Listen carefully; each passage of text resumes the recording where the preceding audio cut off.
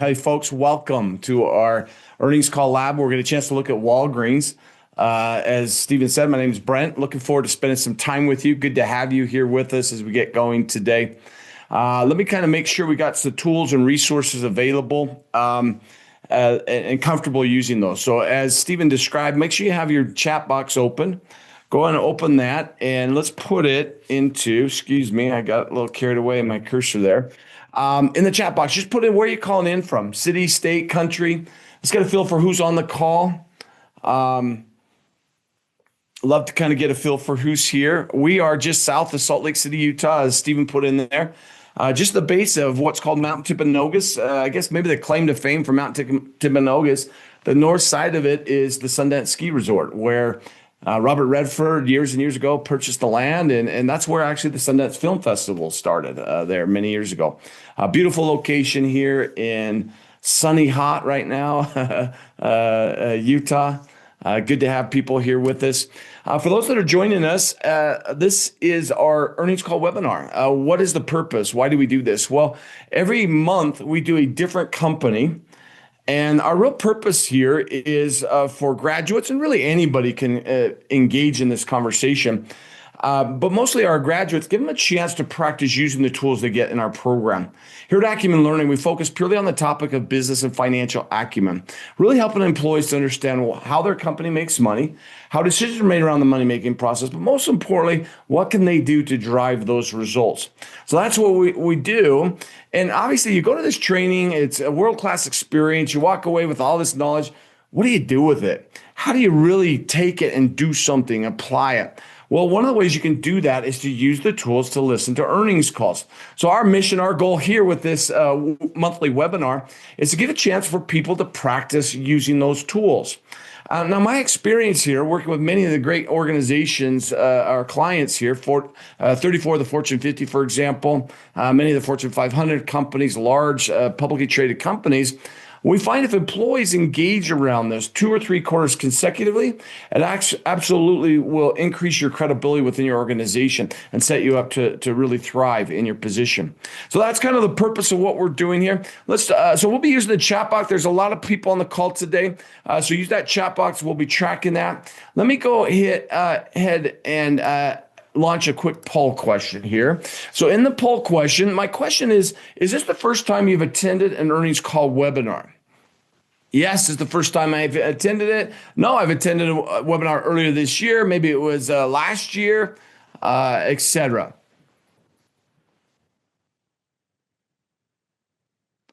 Good to have everybody here. It looks like many of us, it's our first time, so welcome.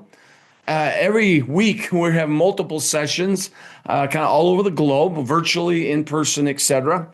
And so excited to have a new group because every week we have additional people joining our graduate group. For those that are coming back, hey, thanks for coming back. Again, like I said, a great way to practice using the tool, get comfortable around it. Sometimes it's just good to come, if you're in the industry, learn a little bit more about what's going on in this industry is a great way to look at engaging around these as well. Well, folks, let me go and the poll. Looks like the majority of us are brand new, but we still have 45% of us are, hey, thanks for coming back. It's good to have you here. Well, those are some of the tools we'll be using, kind of this polling and chat box. That'll be our major communication tools as we get going here.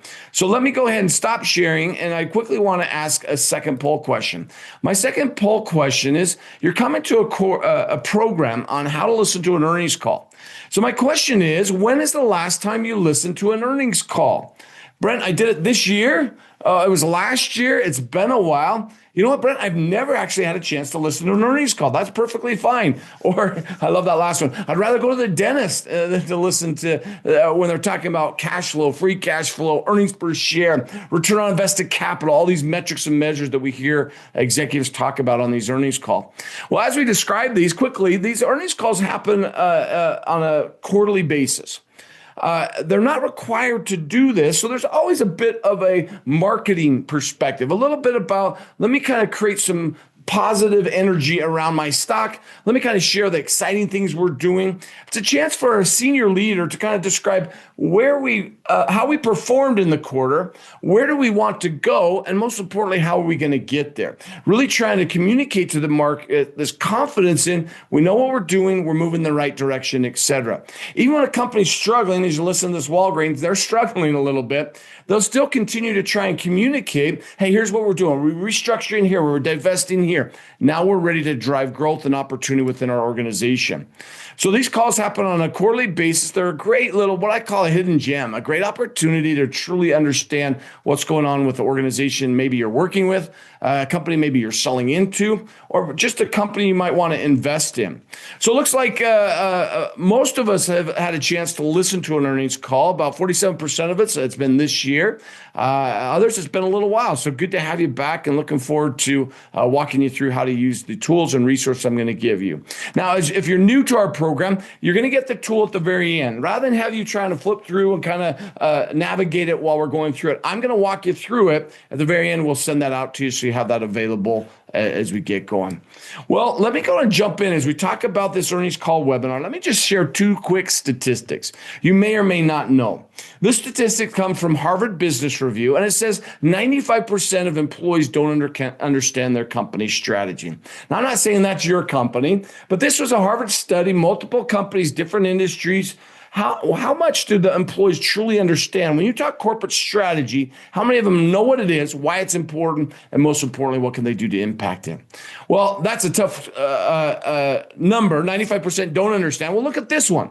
Well, not only do they not understand strategy, but then another stat suggests that about 90% of employees don't understand what these key metrics and measures are. Even if I am listening to the call, I don't really know what EBITDA is. Why is it important? How should I think about this? What about cash flow and free cash flow? What about these ideas on asset utilization, such as ROI, return on investment, return on assets, or return on invested capital?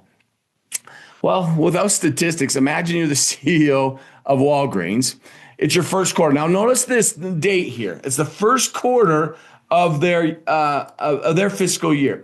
So right now, I automatically know that their fiscal year is not on a calendar basis. It's their first quarter. They're doing their call on January 10th. Their quarter actually starts September 1st. So you got September, October through November. December, they're kind of wrapping up stuff, and they did the call January 10th. So they're working off a fiscal year of September 1st through August 31st. That's their fiscal year. Now, you might say, well, Brent, why are we looking at Q1? Well, there's a lot that's happened. If you're actually tracking them, a company named Sycamore Partners had made an offer to acquire them. There was some discussions about this in December, but they finally got the approval just here in July. And here in this quarter, Q3 for them right now, or their Q4 quarter, which would be, we're in Q4 right now. So our Q4 right now, we're going to get that conclusion, that acquisition happening. So what that means is they didn't have an earnings call. They haven't had an earnings calls in Q2 and in Q3. They have the numbers, but they didn't share the call itself. So what I'm doing is I'm going to give you the call that their last call they did. I will then show you some of the numbers, latest and greatest, but I wanted to use the call so you can show how to use the tools as you're engaging in this discussion. Well, with that in mind, let's jump in. So you're the CEO. You know that 95% of employees don't understand strategy. 90% of employees potentially don't understand these key metrics. You're potentially going to be acquired. Imagine you're Mr. Timothy Wentworth, their CEO, director at Walgreens. Your revenue is about $147 billion. That being said, it's been hard to be profitable, even generating that $147 billion. You got 12,500 stores in 8 different countries. 68% of them are in the United States. 312,000 employees, pretty significant employee base, right? You've seen prescription demand is increasing. Why? Well, we're getting older and there's more needs. And so you're seeing an increase in prescription demand. From a Medicare perspective, you're dealing with expansions, contractions. What can you do? What can't you do around their pharmacy benefit, what they call Medicare Part D? Of course, retail pharmacies are evolving. Think about where you buy your medications today versus maybe 15 years ago, right? Not only are we buying them differently, you have many options today. Rather than going the old little small community pharmacy that you may have grown up with, you have all sorts of retail establishments that provide it. But it's not just Walgreens, which is kind of a pharmacy with a little retail added to it, but you're seeing Walmart, you're seeing Target, you're seeing these major, huge box stores getting into the pharmaceutical space over the last, 20 years, let's say. On top of that, the big box stores like a Costco as well. Not only that, we're starting to do stuff online with Cost Plus and some of these other resources that are out there. So retail pharmacies are evolving. How do you fit within? Not are they providing pharmaceutical, by the way, since COVID. I mean, how many of us went to a Walgreens to do the testing, right? To do the COVID test. I was talking to one of my colleagues recently, and I realized I don't really go there, but I did during COVID. I'd go get those tests to see if I was traveling, et cetera, get the right information. Not only that pharmacist role is changing as well. Rather than just providing medications, you're doing consultations, but you're also providing vaccinations. A lot of things are changing. So the real question is, as you think of the dynamics of this space, what is it you really need your employees to know? 312,000 employees. One of the things they talked about in Q1 is they're struggling with retention of employees. Things are changing in their industry. How it impacts their internal team has been a significant issue. So what do I want my employees to know about this transition I'm working on? What about the customers and those that are coming in to get access to their products or services we provide at Walgreens? What about our shareholders, right? You look at their numbers haven't been really strong. In fact, even in Q1, they got a negative cash flow number. They're not profitable right now. So what do I say to my shareholders? And on top of that, what about all the partners, my suppliers, connections, et cetera? Well, folks, that's what we're going to kind of walk through. The quarter we're going to be looking at is that Q1. And again, I'll weave in some of the additional information. Well, let me just kind of offer my testimonial, my soapbox, et cetera. As you look at this experience, folks, as you think about your development as an individual and an organization, there's typically 3 areas of development. Our L&D, our training development really help us to develop. Number 1 is leading ourselves, right? This is where you're dealing with all the kind of leadership or personality assessments. Learning about myself as a leader, learning about myself as an individual contributor, learning about myself from a career planning and direction perspective, right? The second part that they typically will train and develop us around is leading others, right? So you're good at your job, you get promoted, now all of a sudden you're managing a team. Well, let me make sure I give you the skills, the resources around coaching, feedback, clarity around direction, motivation, etc. The third space is leading the company. Now, folks, I spent a lot of time on the first two in the first half of my career, leading self and leading other. But I tell you, this third space of leading the company, what we find is our employees and organizations that we get a chance to work with. Our senior leaders are doing everything they can to drive greater financial performance, greater cash flow, greater profitability for the organization. If you think of a company like Walgreens, 312,000 employees, who really impacts the success of this business? Who's going to help them with this transition? Who's going to really help drive the results Sycamore may want to take advantage of as they take them over? In the end, it's the employees. What we find, though, is employees are functionally brilliant, very good at what they do. I was just out with a company yesterday, great employees, great engagement, very eager to learn about their business.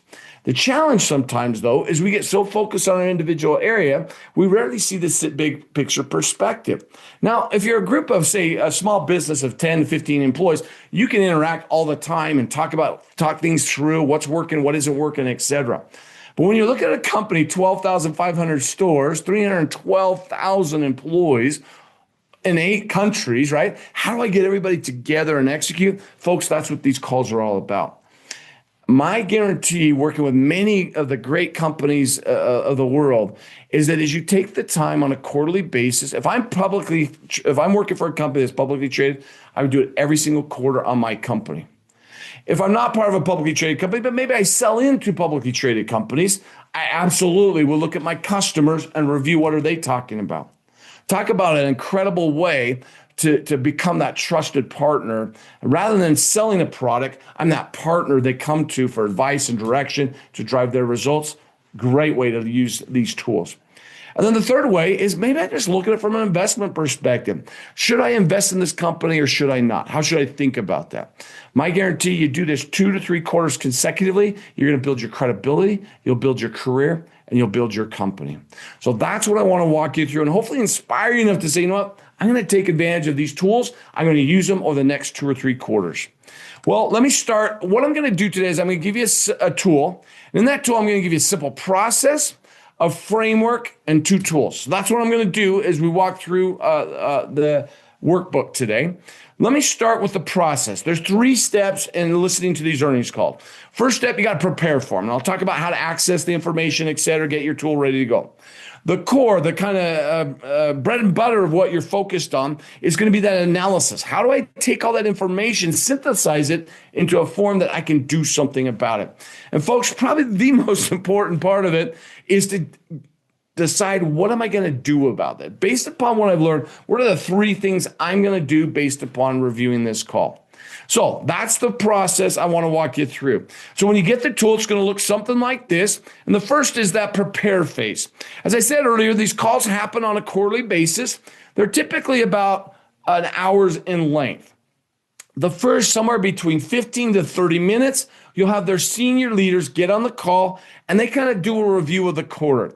They talked about what they said they were going to do, how they perform, and where they're going to go in the future. That's the typical approach. Once they're done with that, it switches. And then you have these analysts who are tracking their company who will get on the call and they'll ask questions. Now, folks, a lot of times you'll see senior leaders, particularly if you're part of a publicly traded company. I've seen this many times where senior leader says, just listen to the prepared remarks. Folks, I know exactly why they're doing it. And if you're short on time, that's a good starting point. But if you want my professional opinion, I would say, do the whole thing. And here's why. The real value you get here is kind of the marketing pitch. This is what they're trying to communicate. When you jump down here and the analysts start asking questions, you start to see, okay, is the market buying what they're saying or not? Do they agree? Do they disagree? Where are they trying to clarify things? You really get that balanced approach by listening to both the prepared remarks and the Q&A experience. By the way, once you've done it 2 or 3 times, it's real easy to get a quick assessment because they start saying the very same things every quarter. They're just updating revenue numbers. They're updating profitability numbers, but they'll reiterate their key strategies. They'll reiterate their goals and objectives going forward. You just start to see their performance over time, which is great. So that's the basic what the call's in, kind of that earnings call 101. Let me jump into the process of prepare. There's 3 steps to this process. First, you got to locate the call and transcript. Now, folks, the easy way to do that, I'm going to go ahead and shift, let me see here, shift to a different screen. The easiest way to do this is to jump over to right here, to Google, right? Let me go ahead and get rid of all these things that just came up. So let me just start here. So just jump into Google or whatever search engine you like to use, and you start typing in the company. And in fact, you already see it because I've been doing it, right? Walgreens Investor Relations. You can do Walgreens quarterly report. You could do Walgreens Q3 information. Any of those things you could look up. Now, I did investor relations. And it takes me right here. I've got Walgreens Boots Alliance. That's their full name. Walgreens is the name we all know it as. You jump in here. It's got your investor relations. Not only that, it starts to give you different little data points you can look up. Now, not only that, you'll also get other kind of third-party groups material that they've kind of compiled information for you. Now, when I go to look and prepare for that call, I'm typically going to go to their investor page. I'm going to jump over to their investor page, and right here, they're showing you their most recent performance.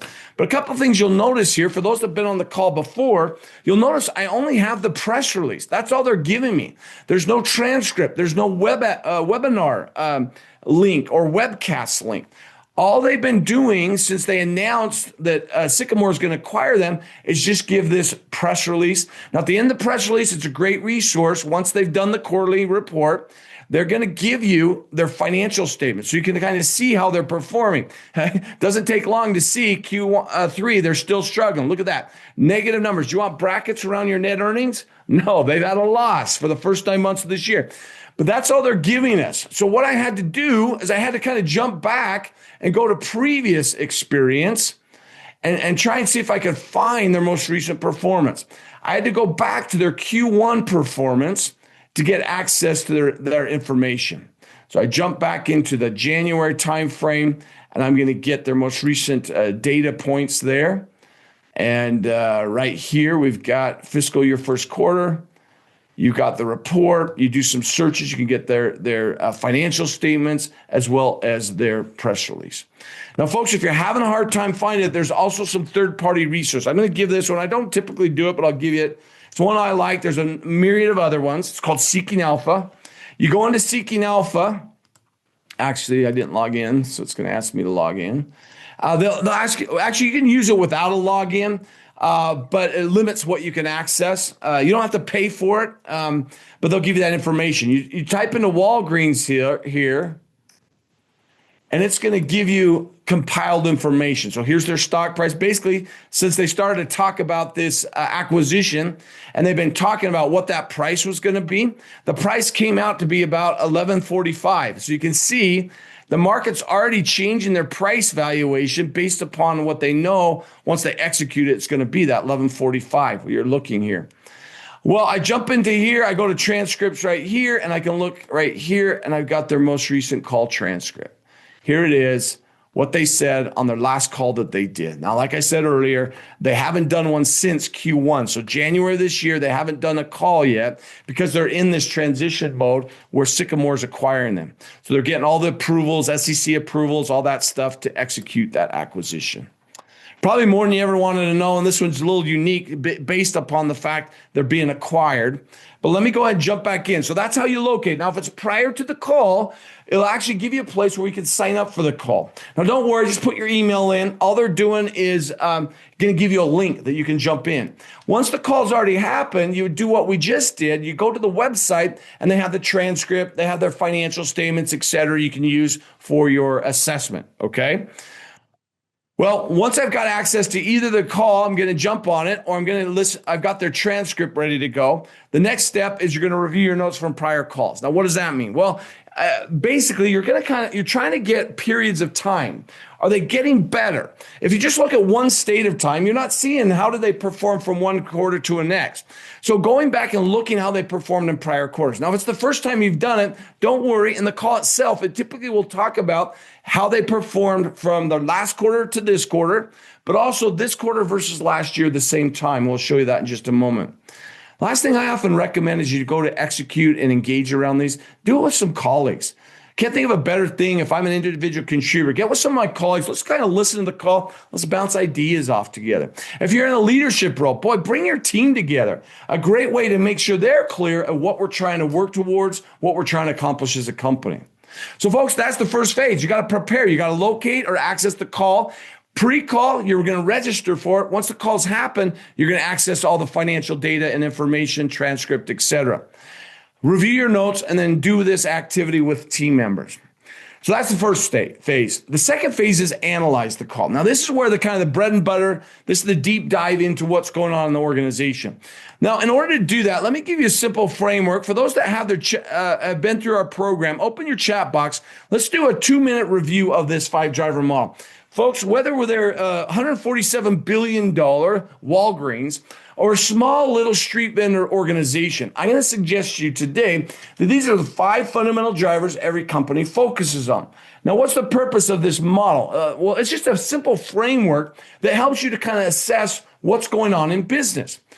So think of it simply as a way to capture information and attach it to this simple framework. For example, when I listen to the call, I'm listening to hear, what are they saying about cash? They talk about cash, free cash flow. Where are they distributing that cash? Are they running out of cash? Are they generating cash? All that information is what I'm trying to assess as I go through this process. So this is a simple way to think, a simple framework we use. to help you think about the business you're assessing, to be able to capture information or assess the company and be able to then say, what should I do about it? For those that are on the call, let's help us walk through this quickly. In the chat box, when we think about the importance of cash, why is cash so important in a business? Put in the chat box. There's a common phrase we talk about, a simple statement that says cash is blank.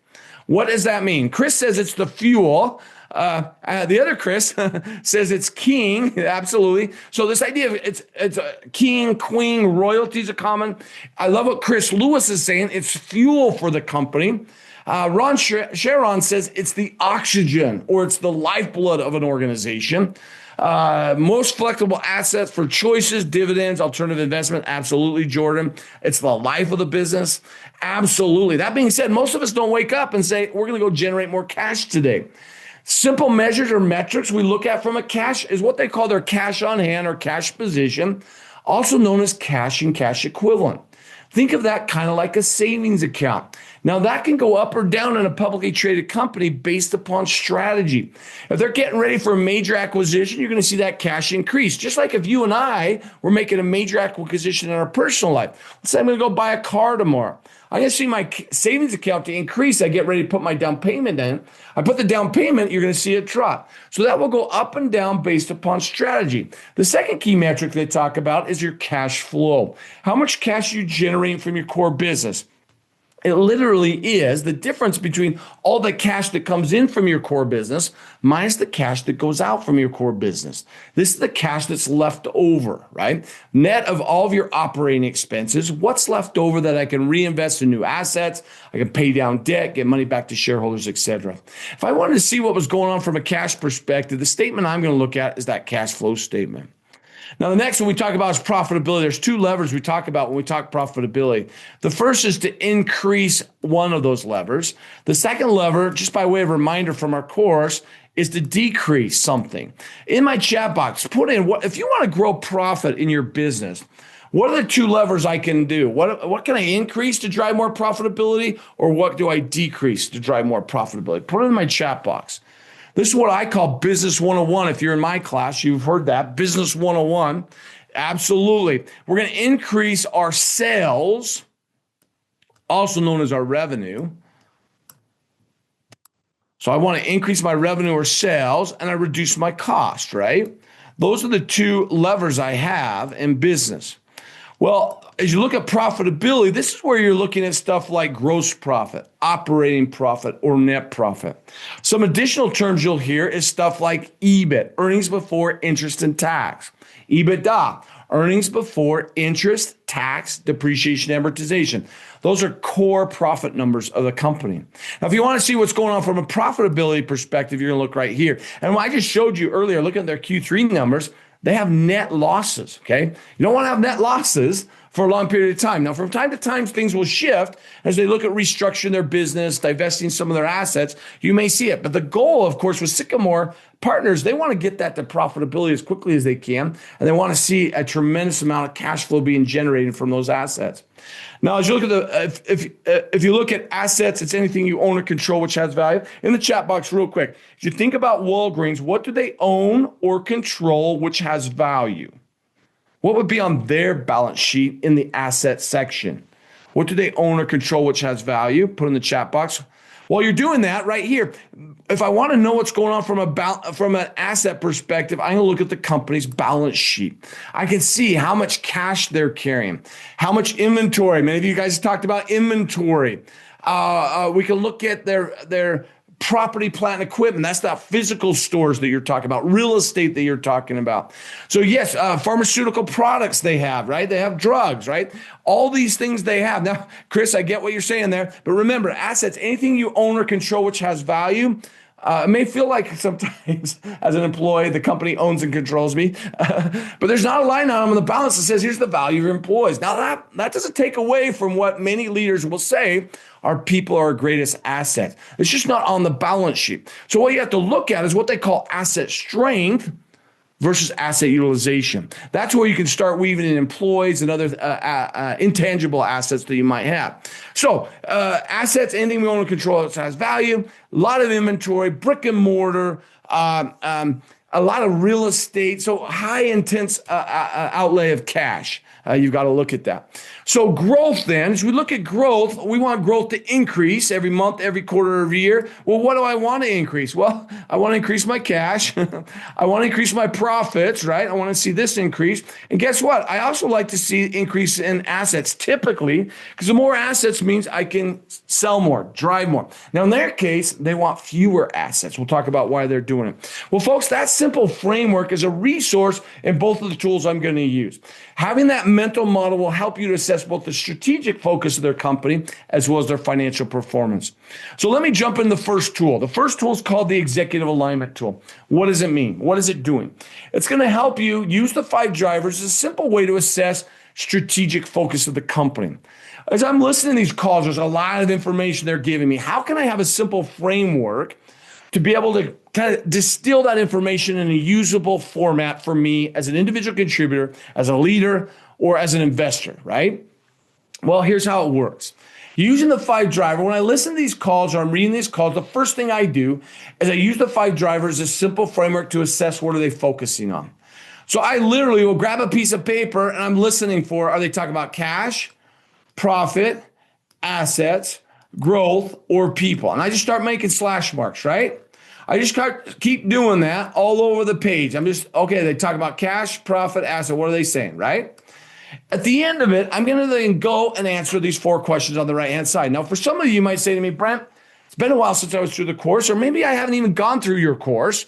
Help me understand, what do you mean by cash, and what should I be listening to? Well, folks, my design team has done a great job being able to say, here's a quick definition of each of these drivers. You'll see it on under each one of these drivers, you see a quick definition. Then right next to that, you have these example terms. I call them trigger words. I'm literally listening for them. I hear dividends or distribution, I'm immediately thinking cash. If they talk about stock buyback, debt, issuing a stock, I'm thinking cash. Now, by the way, when I hear dividends and distributions, not only am I thinking cash, but those dividend and distributions go back to my shareholders. So I'm also thinking people. So I hear an executive talk about dividends or distribution. I'm getting a slash right there, and I'm coming right down here to do a slash mark. That's how it works. Now, folks, this is an exact science. All of you engineers out there say, hey, we're all got to have the same number of slash marks. That's not how it works. It's a mental framework. In fact, different functions will actually see things a little different as they're listening to these calls, which is absolutely valuable. I want every function to take this corporate information and, based upon my functional role, what are the key things you should be focused on? That's the goal of what our executives are trying to get from their team members. So you'll go through, do the slash marks. Once you've done the slash marks, there's the 4 questions on the next page. First question is, which business drivers seem to get the most attention and why? I love that question. The why especially. Why could be all sorts of things. For example, one of the whys is, who am I talking to?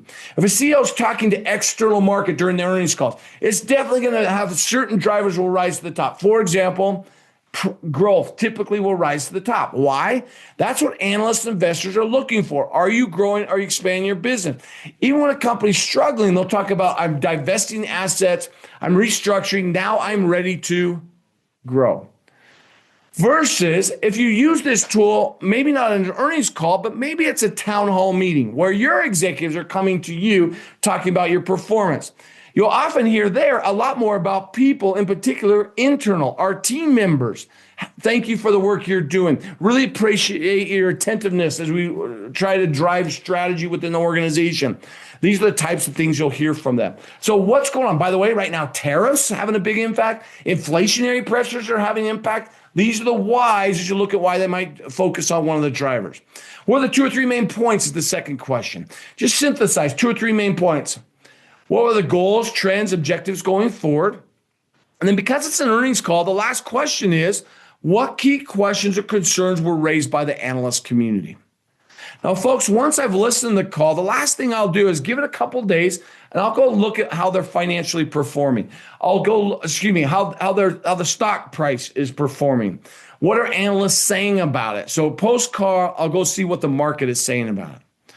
Well, folks, we've got 25 minutes left. Unfortunately, I don't have time for us to read through the whole call as a group. So what I've got here is I've got a couple quotes, Let's go through just two quotes, and in the chat box, you tell me what you're seeing. Which of the five drivers seem to jump to the top, okay? So here's the first quote from their CEO, Mr. Timothy Wentworth. He says this: "We've started the fiscal year by making progress against our fiscal and strategic priorities despite the challenging backdrop of our consumer." Now, what driver stands out in that first sentence? I'll give you a trigger word right here, consumer for me, that automatically. Strategy could be something about execution type thing, but definitely consumer. What driver of these five drivers do you see in that first statement there? Put in the chat box.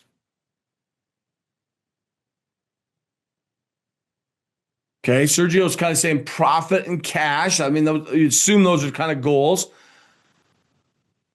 Yeah, it's the consumer. So they talk a lot about how consumers, their buying habits have changed, how payers, the United Health Groups, all the various PBMs, Aetna, CVS, all these different groups, right? Humana. So people's definitely going to be there. You can see some of those others as well. Our operating earnings, that's a trigger word for me, earnings in the period were driven by cost management initiative. There's another trigger word for me. And relative strength of our U.S. pharmacy services business. That's trigger words there. Offsetting weakness in our front end retail business as we work to respond to changing consumer behaviors. Folks, there's multiple drivers in here. Just put in the chat box. Which of those drivers are you seeing in that second sentence? Right here, operating earnings. If you've been in my class, you know that earnings is the same thing as profit, is the same thing as income. This operating earnings is really EBIT, earnings before interest and tax. So profit's going to be there. Cost management. Now, cost management impacts all five of the drivers. You reduce costs, it impacts your cash, profit, asset, return on asset calculations, some of your growth metrics. But the key one I typically think of is reduction of cost will impact my profitability. Now, of course, if you put cash as well, it eventually will become cash. That's fine. Relative strength of the U.S. pharmacy services. What's pharmacy service business? Well, that's their assets, right? Then they talk about offsetting their weakness in their front-end retail business. So as people are less time going in to buy their retail. Now think about what a Walgreens is. You got the pharmacy, that's our key play. But then you have this convenience store around it, right? How many of us go to a Walgreens and actually go to just get pharmacy versus buying a few things? Versus how many of us actually go into retail just to buy without going to the pharmacy? In the end, they're talking about they're having challenges around their retail business, but the hope is to get the pharmacy business strengthened and lessen the amount of retail stores they have available. So you're seeing profit, you're seeing assets, you're seeing people and the consumer base. A comment there. Among the outcomes we've achieved this quarter, U.S. pharmacy, I would put asset, was maintained script market share. Our international business continues to show strong returns. Returns a trigger word for me. And our U.S. healthcare segment contributes somewhat above expectations on the combination of revenue growth and cost control. What drivers are you hearing there? Yeah, Jeff says everything. Yeah, there you go. Yeah, profit definitely is going to be in there. Talk a little bit about some assets in there. And you got growth as well. Look at that. When it says growth, revenue growth, that's going to be a metric. Well, folks, you can do the same thing on their CFO comments. Just scan through there and in the chat box, just put a few things that stand out as you listen to their CFO communicate to the market. I'm going to underline some trigger words for me.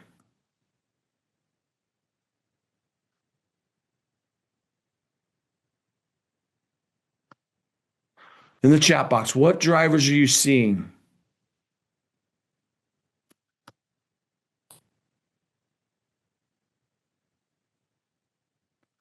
Looks like you guys got a number of stuff there. We got growth, we got profit, assets, people in there.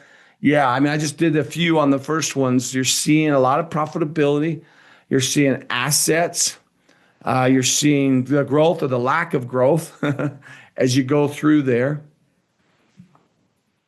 Well, folks, that's how you do it. Now, again, it's not exact science, but imagine if you took the time to review that, how quickly you'd see what's standing out. And you're going to end up your document will look something like this. Now, if you look at mine, they're very similar. the top three are very close together. Growth typically is the top one. It's a little bit lower. Why? Because they're declining. They're not talking a lot about growth. They're much more talking about, hey, do we have enough cash to withstand the ups and downs? And how are we driving profitability? Which, by the way, eventually is going to come up here and drive my cash. So you're seeing actually the top three, in my opinion, were very close to each other. That's why we got 33, 34, and 35. You still had some on the other ones as well. Now, folks, don't worry. If you've done this and you're not exactly the same, that's okay. We do about 1,000 sessions a year, different companies, different industries. And what we find is invariably using this tool, the top 2 or 3 drivers will rise to the top for the group. So I typically have a group of, say, 20 people in a classroom. Every one of them are going to have these top 3 towards the top. Now, maybe you had cash higher than profit for me, or asset higher than both of those. In the end, the top 2 or 3 will rise to the top. From there, you then go answer those 4 questions. That's the next step. Now, here I have it all filled out, but let me just walk through quickly what I found. If you happen to review it on your own, there you go, back 2 slides there. Tangela, let me know if that helps. Yeah, so Catherine's asking, some of these seem to be similar. Is there a way you suggest to differentiate? The ones that I probably find the most helpful there, we'll go back one more. I can go back one more, take a screenshot if you can, because I got to jump to these next ones. But Catherine, so how do we do it? The ones that are hardest to distinguish are right here. I'll be honest with you. For me, the difference between cash and profitability. When I get to assets, again, if I'm expanding my assets, I'm going to get growth and assets. So one of the things to remember is when you do this, I may read one comment and it'll have multiple drivers. That's okay. Like I said, as you keep doing it, they're all going, the top 2 or 3 will raise to the top. The things that I find helpful, the difference between this one and this one, which in my opinion are the hardest two, is I look at the key levers. The key levers of profitability is increasing revenue and reducing costs. By the way, that's 2 levers that impact cash. But when we talk profitability, you're talking about revenue, sales, and you're talking your cost side and profitability. So if I hear anything that talks about revenue, sales, cost reduction, or any of the profit measures, gross profit, operating profit, net profit, any earnings or income metrics, operating. So remember, profit, earnings, and income are the same thing, Catherine. So if I hear anything around those terms, revenue, cost reduction, I'm going to get profitability. Now, yes, if you collect that, eventually it becomes cash. Now, cash for me is those trigger words I shared earlier, where stuff like distributions. I'm a source or use of cash. How do I generate the cash? That may be my cash flow, for example. Maybe I borrowed funds. Okay, that's cash generation. I took those funds and I spent capital projects. Well, capital projects for me are going to be a use of cash, so I'll hit cash, but it's also in growing my assets, so I'll drive that as well. So that's what I look at. I'm looking for source or use of cash for the top one, and then profit, I'm looking for anything that says revenue, price, or cost reduction, and any profit metrics. Let me know if that helps you. Okay, let's jump back to the question here. The top 2 for me that I highlighted, and they're very close. I could have put assets there, growth even, you can make a case there. But for me, in the context of what I was looking at, realizing this is Q1, and then I find out they're being acquired, cash is going to be a big issue because the acquirees, they're going to, I got to get my cash out of this. I'm making this acquisition at $12, $11.45 per share to acquire this company. I want to get it to cash flow positive. So a lot of conversations there. No worries, Catherine. Come join us in one of our programs. We'll help you on that language a little bit here. But come back as well. You get more and more comfortable. So cash and profit for me were some of the more significant attention, indicating a strong focus on financial stabilization. This is not a company that's driving growth right now. They have been struggling the last few years, and so they're trying to stabilize that and increase their operational efficiency. Some of the examples they described reported a $363 million improvement in free cash flow. But folks, I'm going to show you their cash flow is still negative. So yes, it looks good. I've improved my free cash flow by $361 million, but I'm still not cash flow positive. That's an issue for them. Management detailed efforts to reduce their net debt. improve their balance sheet, strengthen their financial position, including a $652 million decrease in lease liability. So they're getting out of lease agreements. They're divesting. At the time, they had divested or got out of 47 stores. Their goal for full year fiscal 2025 is to close 500 stores, folks. They've closed 2,000 prior to this Q1. So significant reduction in their footprint. Maintain the full year 2025 adjusted earnings per share. That's earnings per share is a profit driver of about 140 to 180 was core. Now, when they say adjusted, that's where it's tricky. What they're going to do is take out all these restructuring expenses to get to that positive number, because right now their profit isn't positive. And then assets were highlighted through I put that in there as asset was really close as well. Really divesting assets. 64 stores, 67 had been closed by Q1. Their goal is to do another 450, lessening their footprint as they move forward. Well, which business drivers seem to get the most attention in that Q1? It would be those three for me. What are the three main points? This whole idea of turnaround progress. So you're struggling, your numbers aren't good. You make this in Q4 of last year, they said, okay, here's the things we're going to do. This is Q1. They're making progress around that. Management emphasized discipline, execution in pharmacy and healthcare, including cost control and store footprint optimization, closing 500 stores. Stabilizing profitability. If I'm not profitable, how do I manage that? Get back to profitability. One of the big issues they're dealing with is payers getting paid on time. That impacts it. Realize they're running their stores. They're paying their pharmacists. They're paying their employees. But if you're dealing with insurance, it takes a while to get that money back to you. And sometimes you're going back and forth multiple times to get that actual cash in your pocket. So how do we stabilize that profitability and make sure we're getting all the dollars we should be getting as part of what they're focused on? And then focusing on efficiency, how they are getting better, cost discipline, asset monetization. So those are two or three things. We got to turn around. We've got good progress so far. We're stabilizing. We're getting better around our profitability. We met with our payers and got some appropriate contracts that are going to allow us to drive more profitability for the company. And how can we get more and more efficient or effective in our role? Well, as you look at what were the goals and objective going forward. So this is Q1, rationalizing their footprint. This is their goal for the whole year. That's one of their goals for the whole year. Oops. And we've already talked about some of those, closing some of the stores. Basically, we have more stores than we need. It's driving down our profitability. Let's get out of the unprofitable stores. Contract stabilizing, making sure that they're getting the reimbursements from payers. Folks, this is a tough industry, healthcare right now. Working with payers, whether you're a pharmacist or pharmacy or you're a hospital group, it's this back and forth process to get the cash in your pocket. And so kind of stabilizing that, making sure that you're getting reimbursed, have the contract in place, which allows you to get paid quicker. The retail strategy, they have a whole different way to think about how they're going to use the retail space and then monetize some of those non-strategic assets. If I was to summarize those points for me, the EPS guidance is a goal. They want to hit that. They want to close 450 more stores and then stabilize stability and rework their retail. How can I improve their retail side? Well, what did analysts say about this? Well, here's the analyst comments right here. Basically, a lot of what you would expect if a company's struggling. Hey, what's happening with those contracts? Do you have them in place, and are you going to get paid on time and the appropriate dollar amounts? Tell me more about these closed stores. You're going to close 500 stores. How's that going to impact your key metrics? By the way, there's cost in your closing those stores.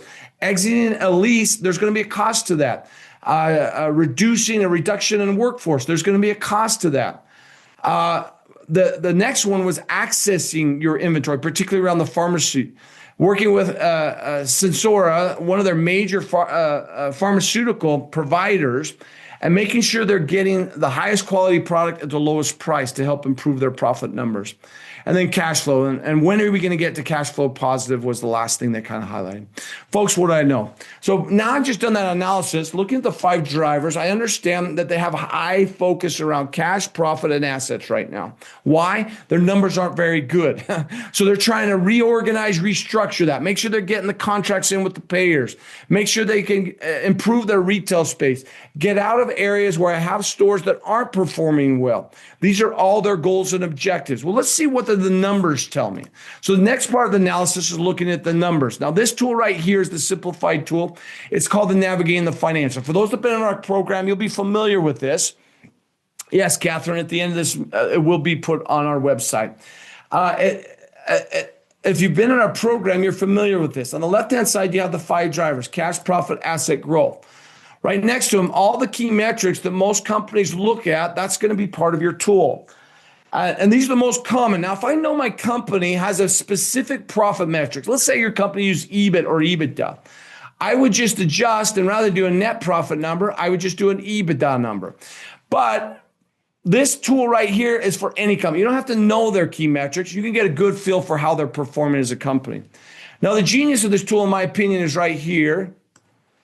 And it's going to tell you where to go to find the financial statements. Folks, you don't have to have been through our class to do that. Highly recommend coming to our class to help with the terminology and practice using it.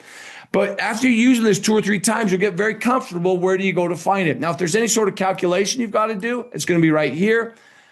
You got the calculations right here. If there's no calculations, you just plug the numbers in. So folks, here's what I'm going to do. We're just going to walk through a couple of them real quick here, okay? So let's walk through the first one. We look here. I'm looking at cash and cash equivalent. In my chat box, using the tool, you tell me what statement do I need to go to if I want to find cash and cash equivalent for Walgreens. Put it in my chat box.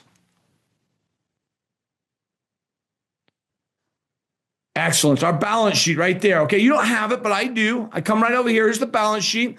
I'm looking for cash and cash equivalent. You'll see it right here. $859 million. That's what they're at. Now, that's decreased from 1.3.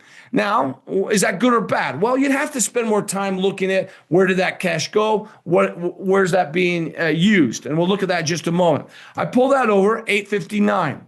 Well, you can see how this works. I go to my cash from operations. The statement I'm going to look at is right here, cash flow. So I jump over the cash flow statement, go about halfway down, I get this number right here. Now, on this statement, if you're in our class, particularly a 2-day, you'll remember a positive number means cash being generated. A negative number means cash going out. They have a negative 140. They have negative cash flow. Folks, this is like a startup. If you were starting up a business and you got more cash going out than you have coming in, you're going to have negative cash flow. But one of the things as an entrepreneur, you want to get to positive cash flow as quickly as you can. Now, we're talking about a $147 billion company that has negative cash flow in Q1. Now, you might say, well, Q1 for them may have some seasonality issues, although it's end of year. You'd expect retail stores typically do a little better. But yeah, it's better than it was the prior year. It's just not, it's still negative. Well, I plug that in. You can do the same on revenue. Jump over here to the revenue, go to my P&L. I got my revenue number for the first quarter right here, $39 billion in sales. I plug that in, get my net income numbers. The next one, go to the bottom. I got a net loss of $256 million. I plug that in right there. That gives me a negative 256. I take the negative 256, divide by the 39. Folks, right there, I've got a net profit margin of a negative 0.7. What does that tell me? Well, it tells me for every $100 I brought in my company, I actually generated a loss of 70 cents. Not what they want to have happen, but this is why they're restructuring. Now, the question would be, are they getting better or not? I don't have time to go through all of them, so I'm just going to plug them in there for you. Well, what you do is then look at how they did a year ago. See if their numbers are getting better or not. Well, their revenue's up, but profitability is down. This is a loss of $67 million. We got a greater loss this year. Well, I see my margins, 0.7 versus 0.2, so that's even greater loss. Equity ratio, not strong there.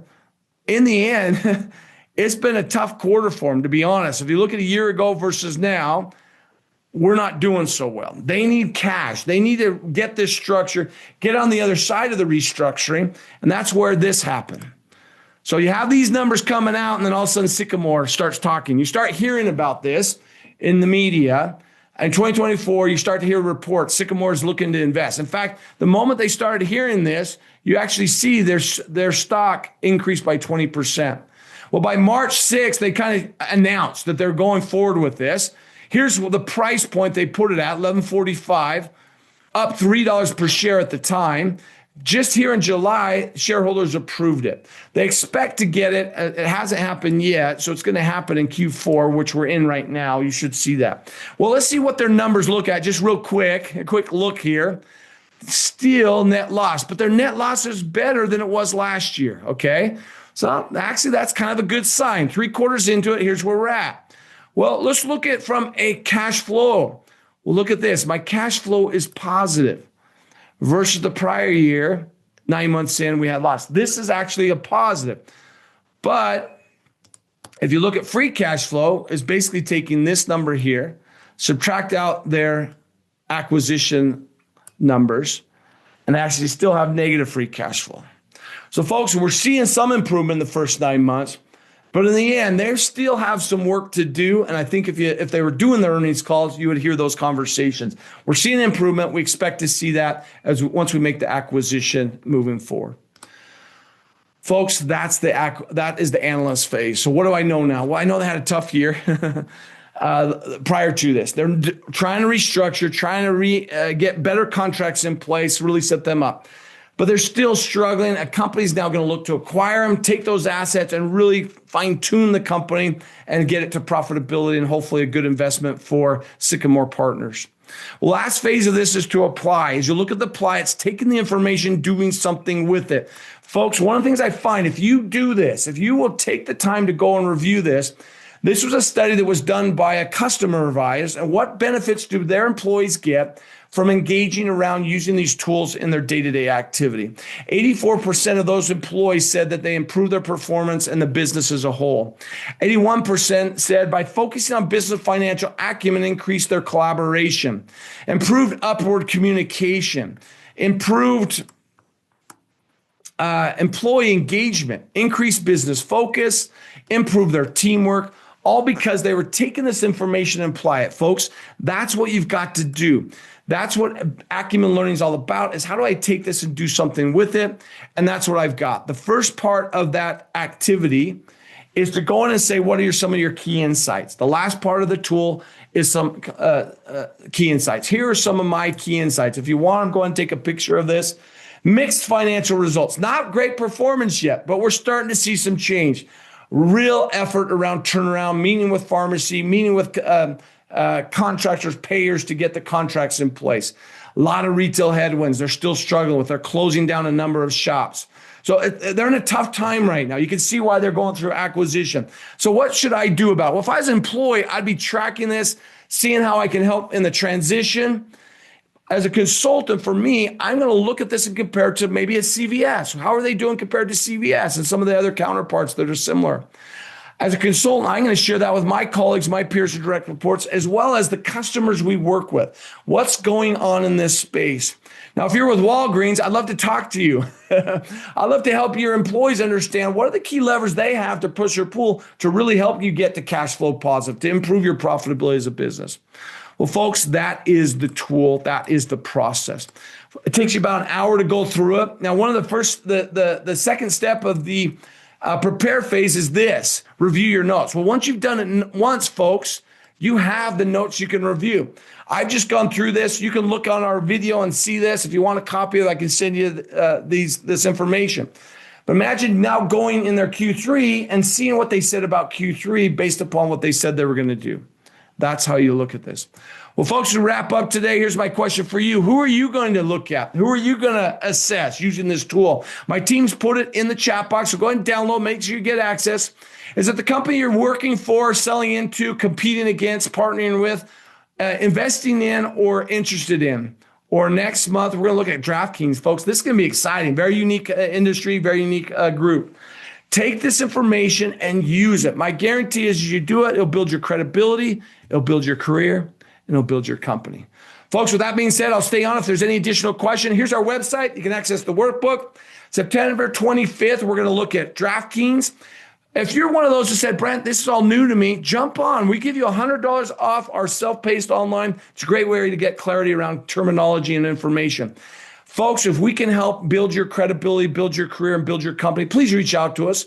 If you have a team, you want us to walk through how to listen to your earnings calls. If you want us to walk through how to assess a business and understand business financial acumen, help us reach out to us. We'd love to help you. Folks, with that being said, thank you for your time. I'll stay on if there's any other questions. Otherwise, thank you very much. Have a great day, folks.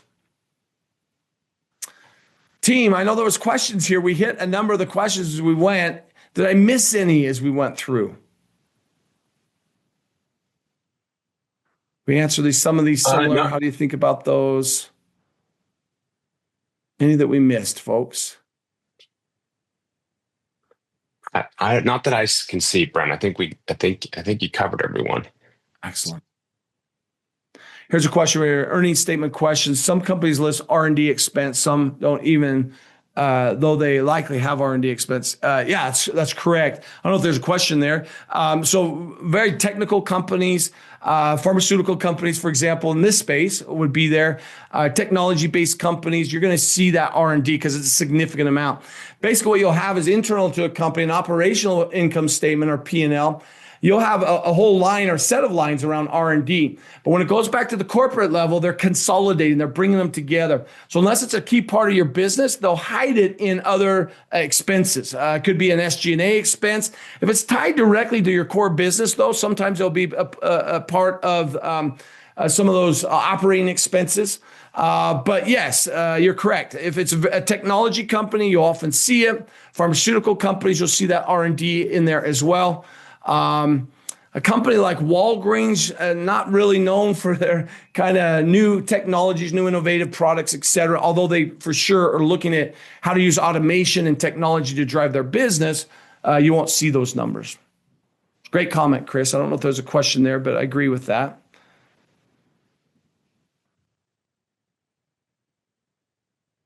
Hey, Steve, we'll come back. The first time I did this, I got to be honest, the first time I did this, one of my colleagues was going through it, did the same thing, Steve. I was like, oh my goodness, how could I ever do this? What you find is it's like anything, 2 or 3 quarters consecutive or 2 and 3 months. Come back to us the next 2 or 3. I promise you, Steve, you'll get to the point where you'll understand exactly what's going on with your business. It just takes more repetition. And so for some of us, you may feel like, hey, this is way too much, way over. I'm walking you through in a very quick format how to use a tool. Wasn't expected to get all the nuances on. Come join our webinars. If you're an individual contributor, do the self-paced on learning, reach out to us. We'll give you a discount on that. If you're with your company, engage in our courses. You'll absolutely get more familiar. And then just 2 or 3 times, you'll get it. You'll get very familiar with what's going on. Good, honest comment, and hopefully give you some hope that you'll get there for sure. Don't allow it to give you up or to give up on engaging around these. That's the challenge sometimes happens in business. People get promoted. They're excited about their role and they start hearing EBITDA and free cash flow. And like, I have no flipping idea what this is, right? Once you get familiar, you're going to have an experience. Why didn't they explain it this way? Why didn't they articulate it this way? Once you get it, then you'll be able to articulate. Now, my goal for you then would be once you get it, remember what it was like the first time you learned it as you talk to your team members. Help them understand what it is so that they can make sense of how they can impact it. That's our mission here at Acumen Learning is demystify this, help people get comfortable with it. Good to have you, Steve. Thank you much. Well, folks, I think we've hit all the questions. If there are any additional questions, let me know. This space is a unique space. You're seeing a lot of challenges. This is not just a Walgreens issue. CVS, you'll hear them closing down some of their stores. Rite Aid back in the day. I mean, all these different groups, things have changed quite a bit. And how are they going to survive? What does the future look like? It would be great to see how they're doing. Well, folks, it's been my pleasure to spend some time with you. Thank you very much for joining us. This recording will be on our website, usually in the next couple days. If you need anything, reach out to us. You got our website. I'd love to help you build your credibility, build your career. And folks, let's build your companies as well. Thank you. Have a great day.